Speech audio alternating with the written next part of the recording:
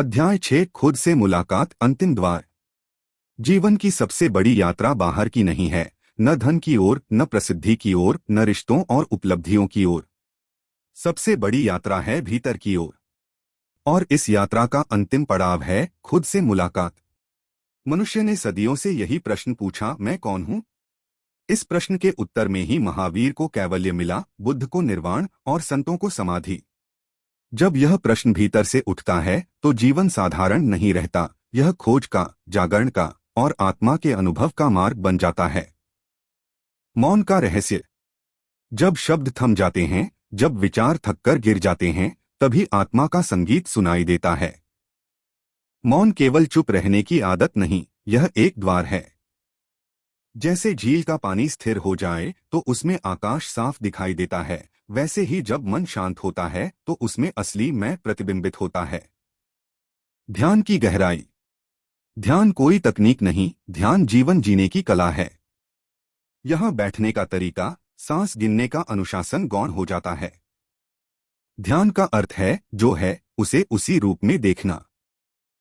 गुस्सा है तो गुस्से को देखो, प्रेम है तो प्रेम को देखो, विचार है तो विचार को देखो। धीरे धीरे देखने वाला और देखा जाने वाला एक हो जाते हैं। और उसी क्षण पर्दा हट जाता है, भीतर वही शाश्वत मैं बचता है जो कभी जन्मा नहीं और कभी मरेगा नहीं। आत्मचिंतन और दर्पण। आत्मचिंतन मनुष्य को सबसे कठोर और सबसे ईमानदार आईना देता है। बाहर का आईना तो सिर्फ चेहरा दिखाता है, लेकिन आत्मचिंतन आत्मा की झलक देता है। जब इंसान रोज अपने भीतर पूछता है, मैं वास्तव में किससे प्रेरित होकर जी रहा हूं? मेरी दौड़ का अंत कहाँ है? क्या मेरी उपलब्धियां ही मैं हूं या इनके परे भी कुछ है? तो धीरे धीरे झूठ गिरने लगते हैं और सत्य सामने आता है। बुद्ध का अनुभव। सिद्धार्थ ने महल छोड़ा था यह जानने के लिए कि दुख का अंत कहाँ है।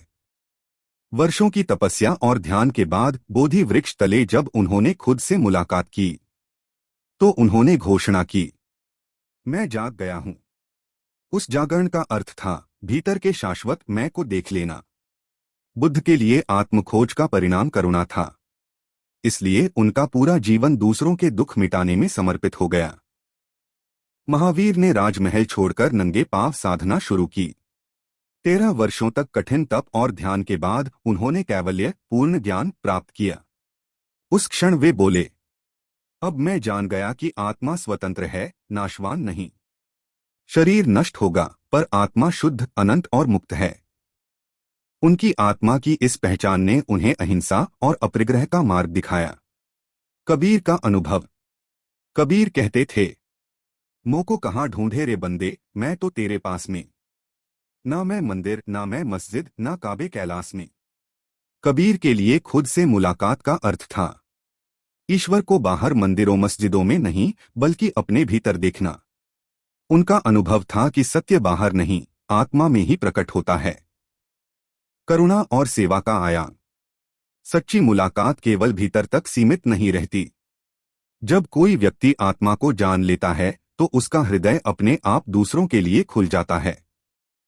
करुणा भीतर के मैं को ब्रह्मांड के हम में बदल देती है। यही कारण है कि बुद्ध ने करुणा को धर्म का हृदय कहा, क्योंकि आत्मज्ञान का अंतिम फल करुणा ही है, प्रेम ही है।